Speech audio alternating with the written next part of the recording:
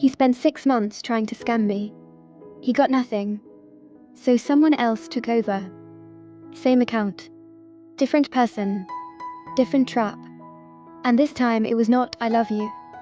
It was "I can't pay my rent." That is how the scam changed from romance to pity. If you have not watched part 1, it is called "He Waited 6 Months Before Asking for Money." That video explains how the emotional bond was built before money was ever mentioned. But in this video, I want to show you what happened after he failed. Because the story did not end. Someone else took over. And this is not nice to have. This is need to have. Because a romance scam is not always one person behind one phone. Sometimes it is a system. Sometimes it is a group.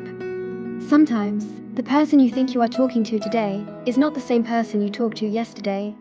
And if you do not know how to notice the change, you may miss the second trap. After 6 months, something felt different.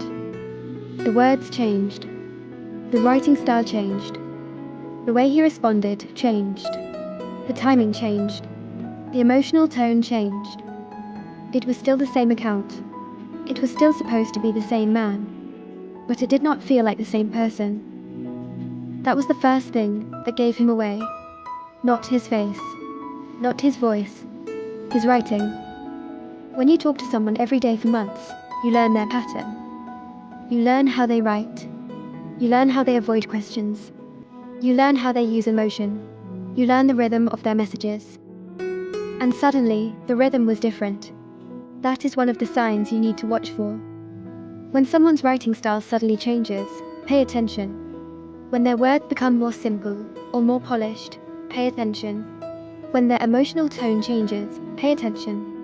When they remember some things, but forget other things, pay attention. Because you may not be talking to the same person anymore. So I pointed it out. I told him I noticed the change.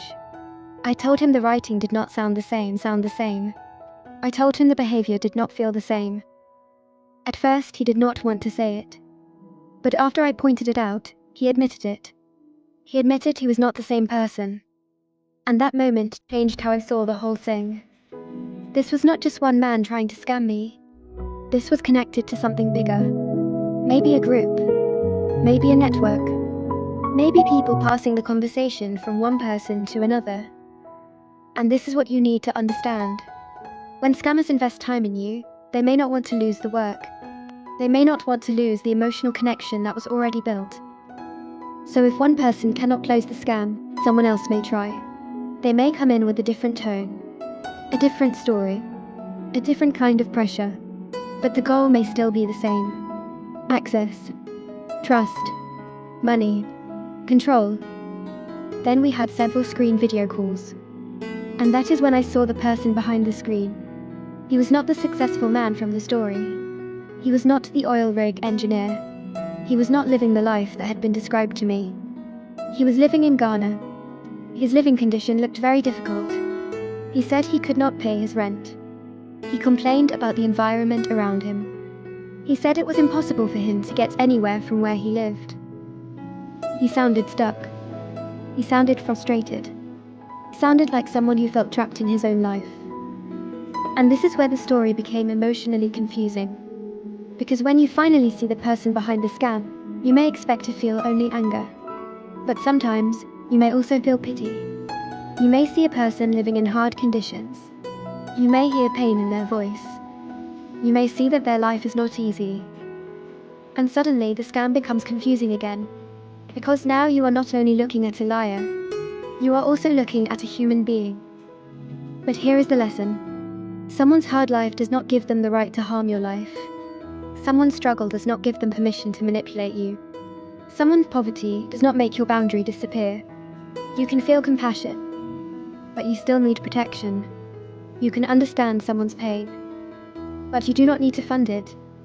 You can want someone to do better, but you cannot rescue someone who is still trying to use you. I tried to speak to him like a real person. I suggested that he find a decent way to make a living. I told him there were better directions. I pointed out that he did have some skills.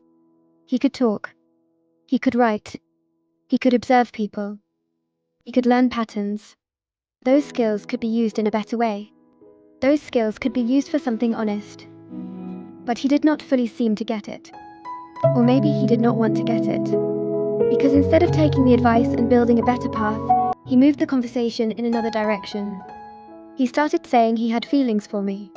He started acting like there was a connection between us. And then he tried to connect himself to the previous scammer. That part is important. Because sometimes the second scammer does not start from zero. They try to inherit the emotion from the first scammer. They try to step into the story that someone else already created. They try to use the trust that was already built. They may act like the relationship continues through them. They may make you feel like you still owe care, like you still owe attention, like you still owe help. But you need to remember this. A fake relationship cannot become real just because a new person admits the truth. An honest confession does not erase the manipulation. A video call does not erase the scam. Seeing their face does not mean they are safe. And feeling sorry for them does not mean you should send money. Then came the money request. He asked for money to pay his rent. And that was the second trap. The first trap was romance. The second trap was pity. In part 1, the danger was emotional bonding. In part 2, the danger became sympathy. Because now it was not just, I love you. Now it was, I am suffering.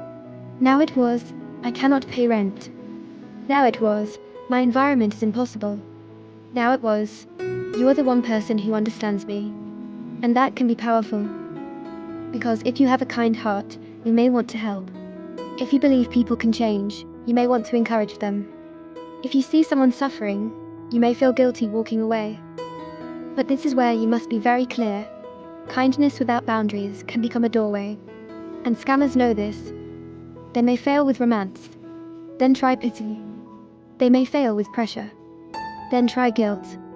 They may fail with lies. Then try partial truth. But the goal is still to move your boundary. This is why you cannot only ask, is this person telling the truth now?